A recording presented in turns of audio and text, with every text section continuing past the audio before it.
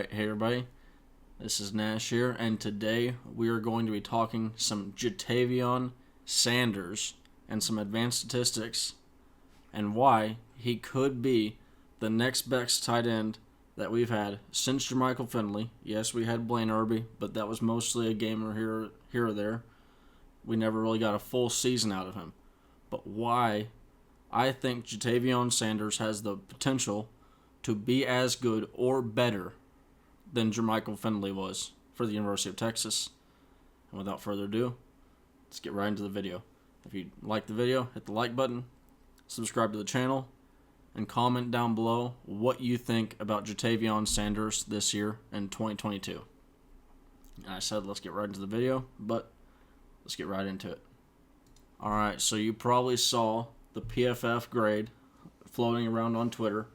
Ja'Tavion Sanders was the highest graded Power 5 tight end from week 1. 86.3 grade. And then also, if you go in there and you were to go and list all the tight ends, non-Power 5, if you put it down to minimum of 5 targets, he's the second highest graded tight end. And if you do a minimum of 6 targets, he is the highest graded tight end. And that's not Power 5, that's all NCAA. So, Ja'Tavion Sanders, he was one of the best, if not the best, tight end week 1. Noteworthy stats for Ja'Tavion Sanders before we get into the comparison with him and Jermichael Finley. He was targeted on 25% of his routes run. So, obviously, easy math. 1 out of every 4 routes run, he was targeted. 3.54 yards per route run. So that means he's taken all of his yardage at the end of the day, dividing it by the routes. So every route he contributed 3.54 yards of offense to the team. 5.8 yards average depth of target. If you watch the game, this is nothing new to you. You saw this. He was the safety valve for Quinn Ewers. He was often. I even talked about it a little bit and how Ja'Tavion Sanders is going to be so important for us this year. And in that past video, I talked about how Ja'Tavion Sanders, when he starts blocking at the line of scrimmage, a defense, whatever it is, defensive end, a box safety, a linebacker, they can't just write him off at the beginning of a play because he's blocking. Because the moment they do that and they turn his back on him, or they turn their backs on him, well, Ja'Tavion Sanders is going to float out there for a little screen pass, and then what do you know? Next thing you know, he's going to be 10 yards down the field running wide open. So he is a very dangerous tight end in the sense that you really, as a defender, you have to pay attention to this guy 24/7 at all times. And he could be a huge deal for Texas as far as game planning against Alabama. Because now, guys like Will Anderson, guys like Dallas Clark, they gotta really pay attention to this guy. And I just said Dallas Clark, but I meant to say Dallas Turner. We're obviously tight end. We're talking about tight ends here. You know, Dallas Clark slipped into the mind. But so to go with that 5.8 average depth of target, you get 8.3 yards after the catch. So with Ja'Tavion Sanders, and this will go right into the profile that we're about to talk about, so it's a great time to transition. He has that speed. He has the speed needed to be able to run multiple routes, to be able to take the ball 10, 20 yards up the field on a screen route. And he's also got the speed needed to match up with a guy like Jermichael Finley, who ran a 4.840 at the combine. So with the same speed, they both got the same height. They both are in the same weight range. They're basically the same build. You basically, as far as physicality-wise, it's almost like a Jermichael Finley 2.0, except for it might even be better. Call it a Ja'Tavion Sanders 1.0.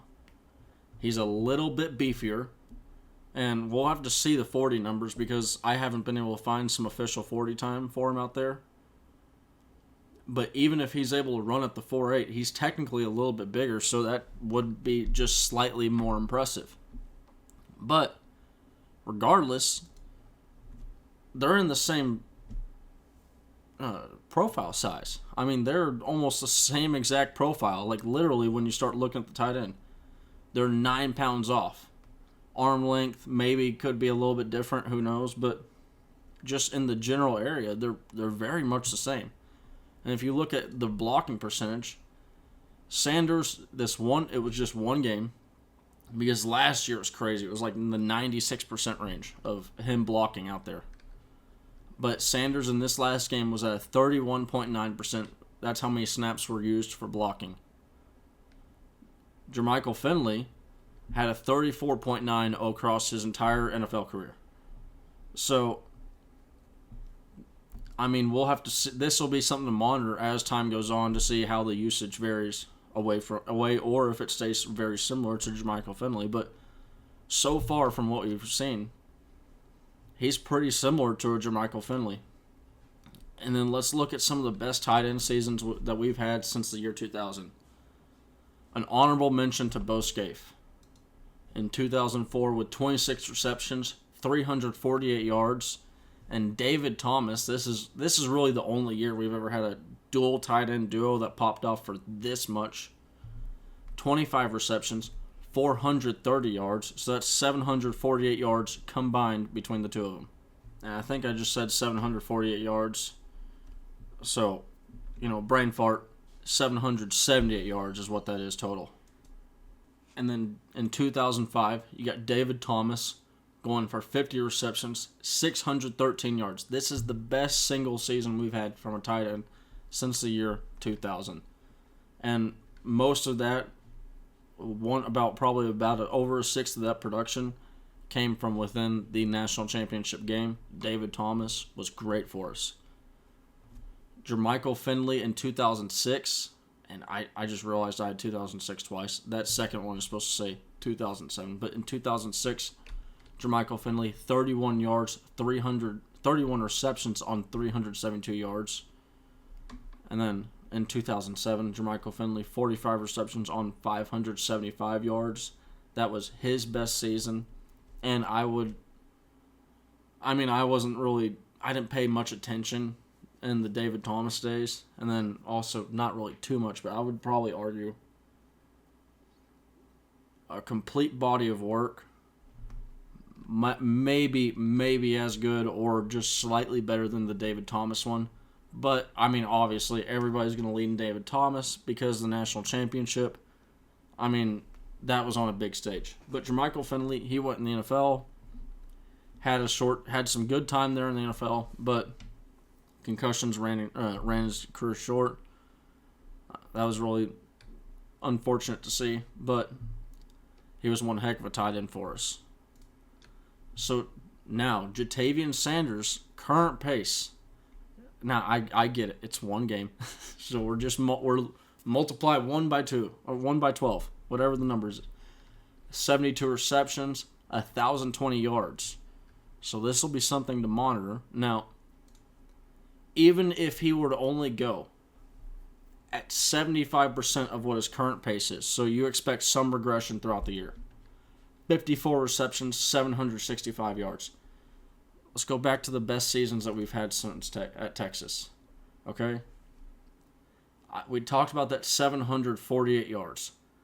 That's on 61 receptions, 778 yards again on 61 receptions.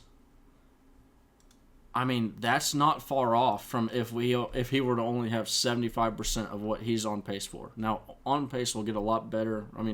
Only one game, that's not even a sample size. Like, you can't even call it that. But as games go on, as we play tougher opponents, this number should probably go down. But it's just exciting to see.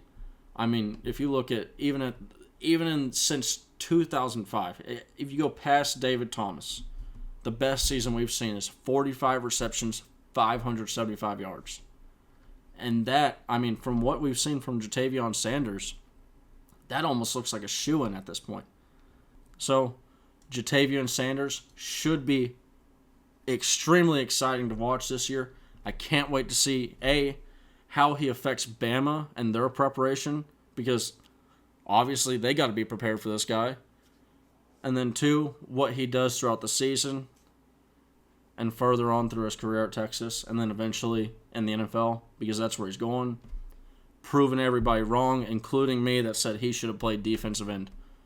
Go do you. And also, real quick, this is a little bonus thing, because I did want to talk about the whole contract deal, about him missing out on money, because I've been one of these people that's saying this too. We're getting into this new age of the NFL where the elite top tight ends, these aren't tight ends anymore. These are wide receivers. And I'm pretty sure their agents are going to start negotiating, saying, hey, you better not be giving my tight end, Mark Andrews, a tight end contract. You better be giving him a contract worthy of these top receivers, because that's what he is. And hopefully that's what Jatavion Sanders becomes, and he can go get himself a huge bag in the NFL. And with that being said, hook 'em horns, and let's go beat Bama. Hook 'em!